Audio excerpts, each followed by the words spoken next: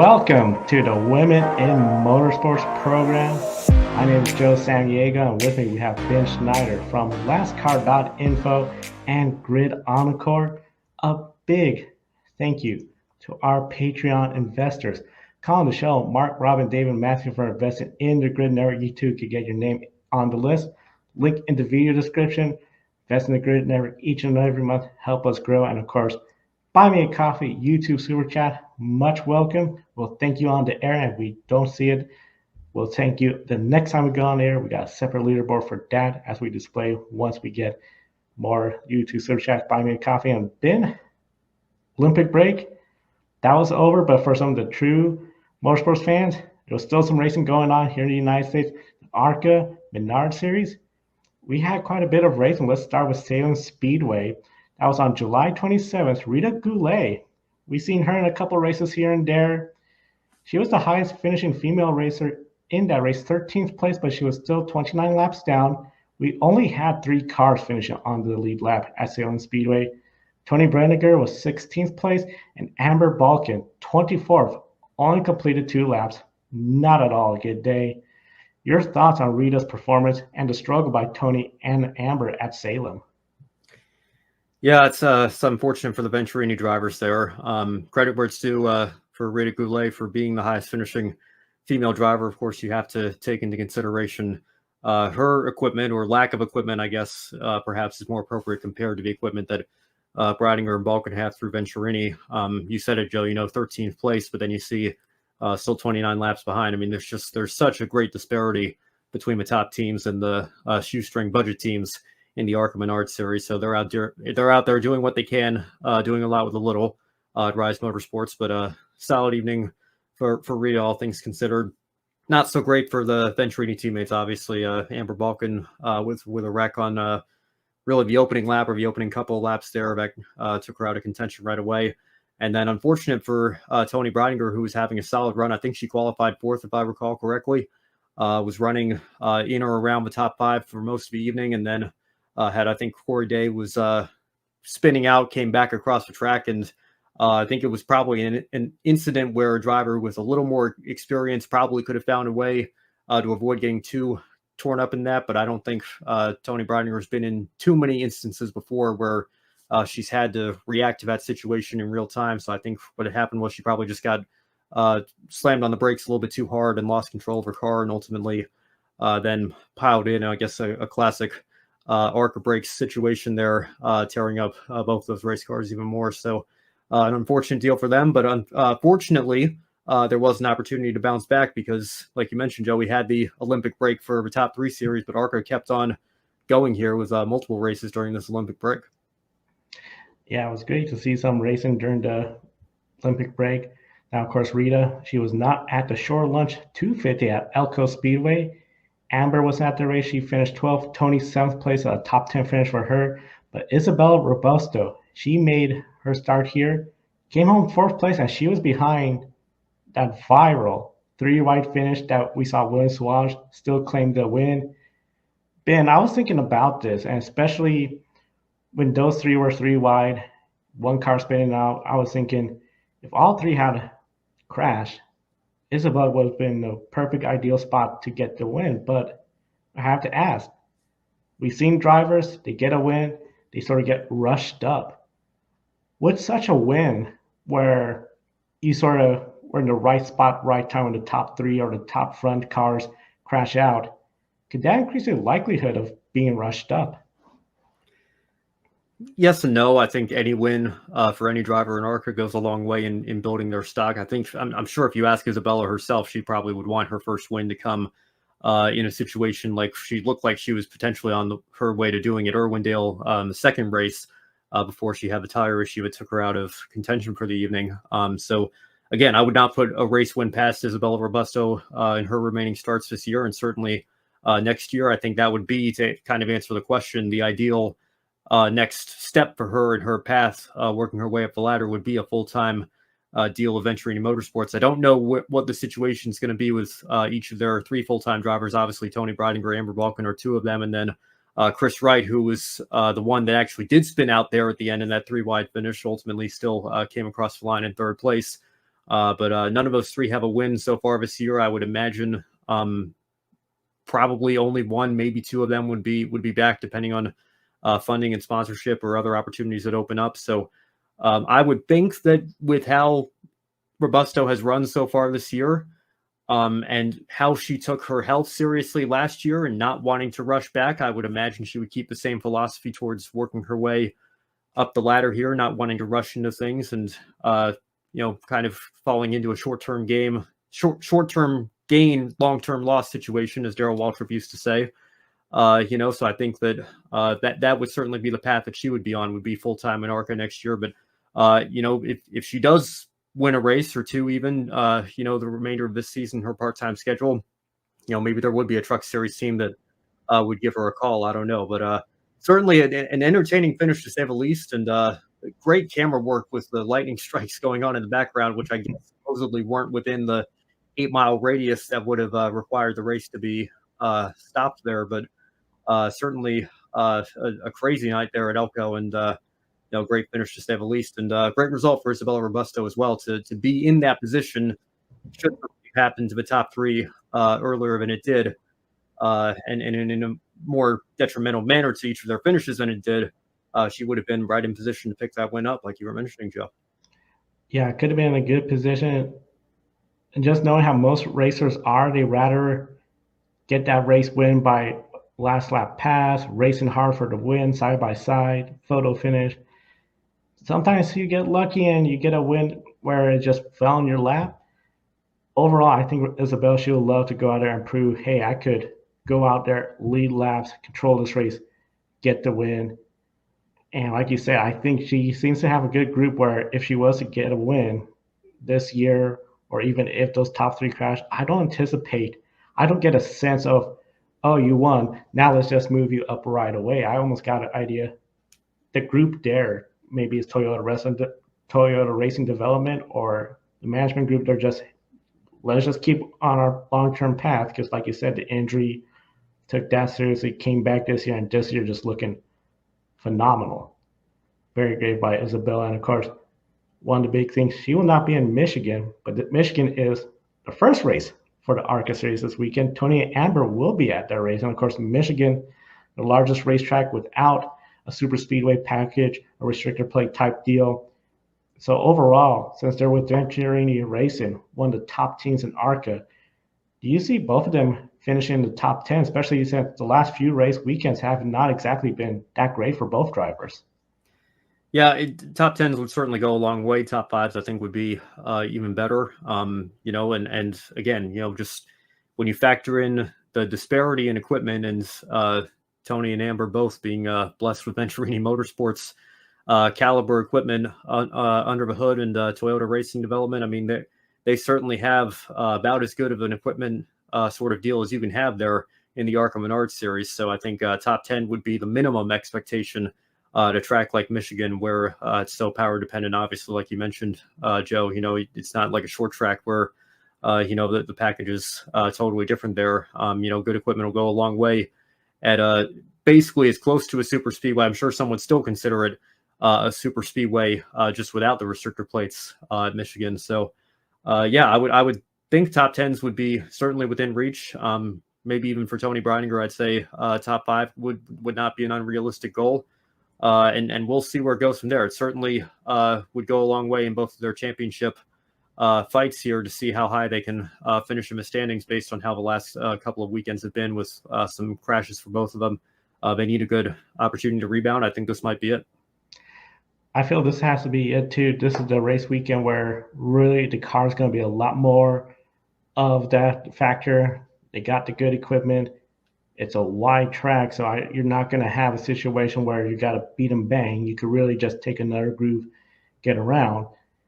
I almost sense, Ben, I'm curious what your thoughts are on this. If we see Tony Breininger or Amber top 3, top 2, I would almost get the sense that even though they're still shy of getting that first win, that will still be seen as like, okay, that's a career best effort, wonderful job. Or do you think it's going to be more the opposite, where this was your best opportunity to get that win and a missed opportunity? Your thoughts on that scenario? Yeah, I mean, I just being honest, I don't expect either of them to win. Just with where they've been running this year, and again, you've got to go through Tanner Gray, who has a Joe Gibbs car. Connor Zolch will be back in the race with the Pinnacle Group and that 28 car. I expect the battle for the win will probably be between those two, and I think everybody else will be fighting for third place. But if we get some attrition, who knows? And Tony Breidinger finished third at Kansas last year, so certainly would not put that past her here at Michigan this weekend either. But yeah, I think again, at some point you have to be honest with yourself here, and of course, we're on this show, Women in Motorsport. We don't actively cheerlead and, play favorites in that regard. We have to be honest and objective still. We would love to see Tony and Amber doing well, but you also have to be honest with yourself and recognize that they do have great equipment. And quite honestly, top 10 should be the minimum expectation. I would hope that they could be fighting for a top 5, given the current state of the series and where their equipment is at. So, I guess to answer the question there, I think maybe it shows through a little bit more at Michigan, but again, when you factor in the history of a team that they're driving for, Venturini's won over 100 races here. You would hope to see that if they're not contending for the win, that they're at least not too far behind the pace of the top drivers are setting in this series. It's going to be really interesting for both of them if they can have strong runs, top 10 finishes. I think, as you said, expected top 5. That's great. If they were to get a win, be huge. But like you said, there's some stiff competition there. It's going to be really interesting to see what can happen. And of course, that's going to be Friday then. Then next thing you know, Sunday, they're going to be racing again, Springfield, the dirt track. And it's going to be not just those two. Venturini's going to have Taylor Reimer and Isabel Robusto back. She's going to be racing Cars Tour race, so she's not in Michigan, but she will be at Springfield, the dirt track. We know this is one of the favorite tracks for a lot of longtime ARCA followers because ARCA race on dirt, short track, super speedway, big ovals. The quick turnaround, though, we know this is not the first year they've done. It's the first time where it's not Watkins Glen and Springfield, but again, this quick turnaround for the teams, for the drivers like Amber, Tony. How would that impact them compared to Isabel and Taylor, who they're not going to exactly have such a quick turnaround, might be a little bit more rested? Yeah, I mean, obviously Isabella's still got to turn around herself because she is doing her own version of a double with the Cars Tour race, I think in North Carolina on Friday, and then she's got to head up to Illinois for the ARCA race at Springfield.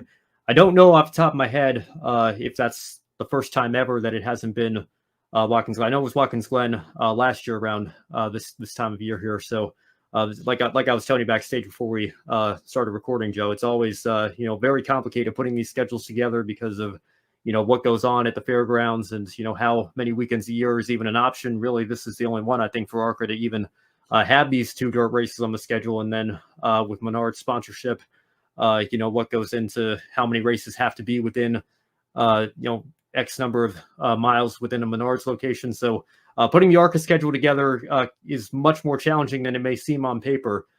So I know it sounds like a quick turnaround to fans who aren't maybe as familiar with the series here, but certainly not unprecedented to have these 2 races here in 3 days and a Friday, Sunday doubleheader weekend.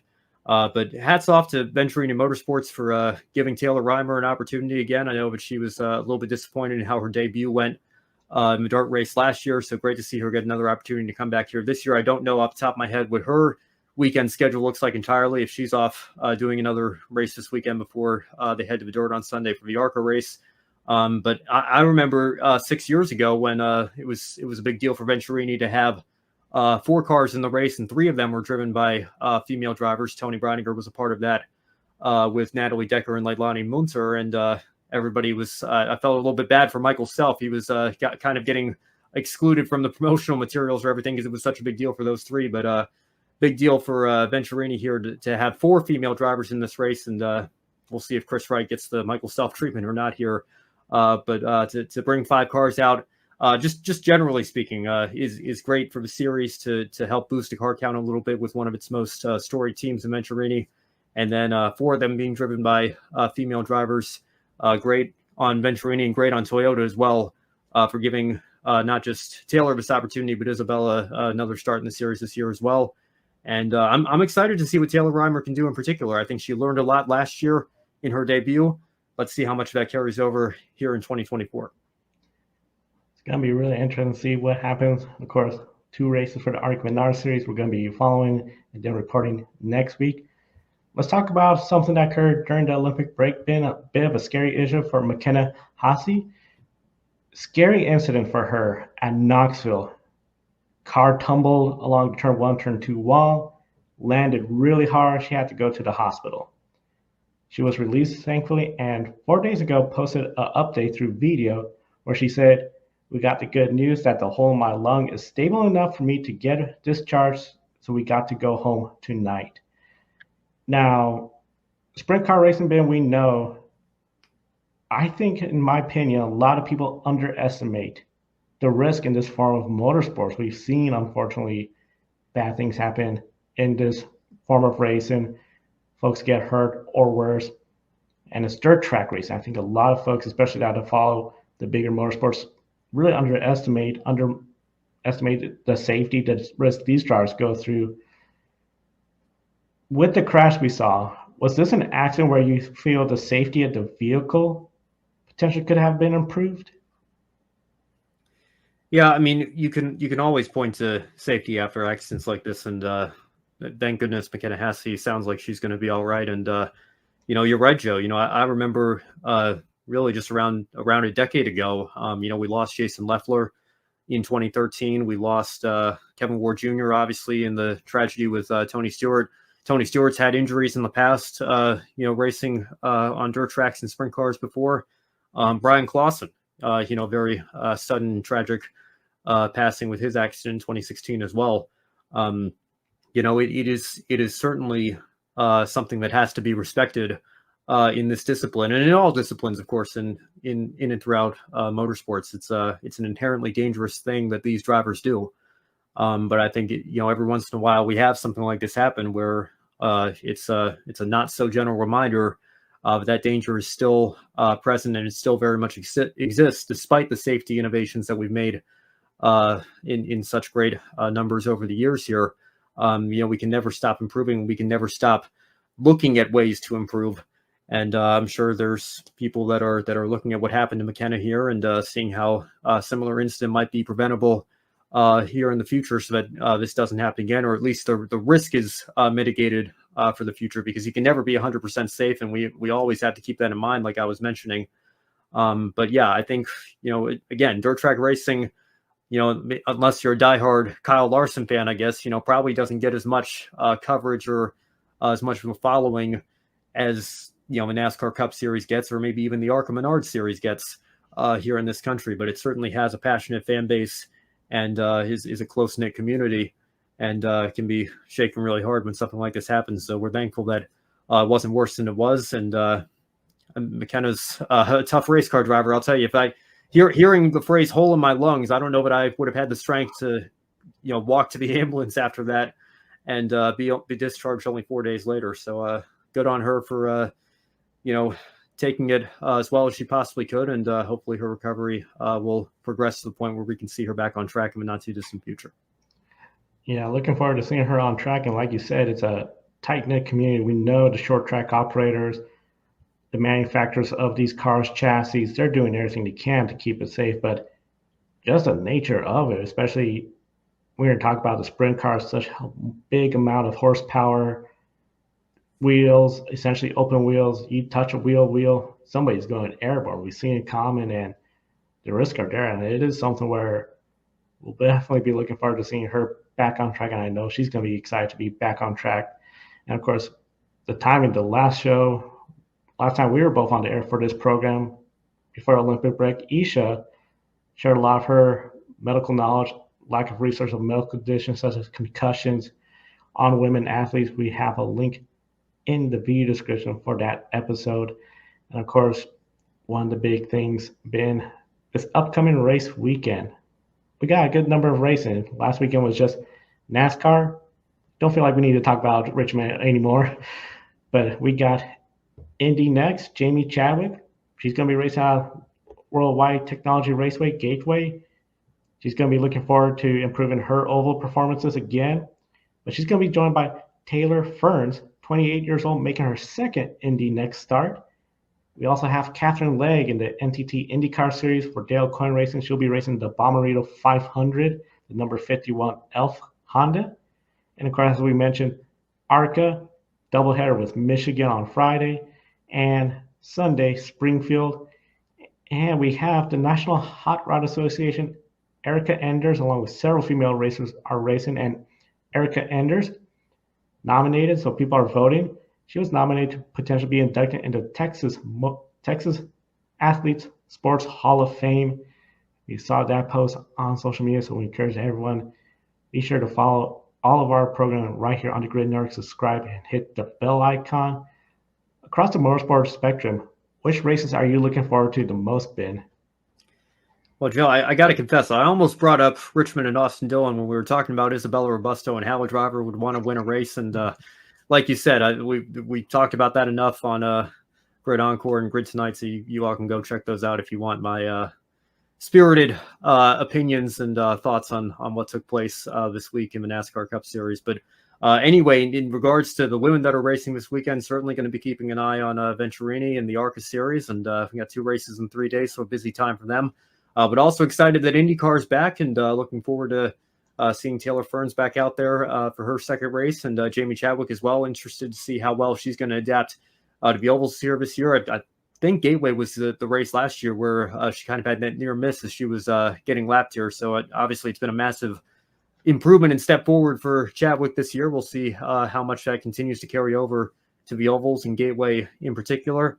And then great to see Catherine Legg back again. Again, it's unfortunate with Dale Coyne Racing not necessarily being one of the top teams here with the budgets of a Penske or Ganassi, so to speak. But we'll see how much they can do with their limited resources, and hopefully, at the very least, get Catherine Legg the opportunity to see the checkered flag and maybe get a top 20 or even top 15 result with that 51 car. Yeah, if she could get a good finish, complete all the laps, that'd be a wonderful day for her. I'm going to be trying to follow the NHRA. Erica Enders, of course, she got her spot in the countdown, their version of the playoffs. Not winning, you're in, thankfully, but she's going to be there going for her 3rd consecutive championship and 7th overall in Pro Stock. So it'll be really interesting to see what she could do. And we encourage everyone, be sure to subscribe to us right here on YouTube. Hit the bell icon, because Saturday, Grid Live pre-race, a lot of racing to preview. Sunday, the wrap-up show. Monday, I know, Ben, you're going to be back on Encore, and then it's all over again with Grid Tonight. Wednesday, we'll be back here again next Friday, and more racing ahead. We're getting out of the Olympic break into more racing. For Ben Schneider, I'm Joe Samaniego. Thank you for watching today's program. We'll see you next time, and enjoy the races.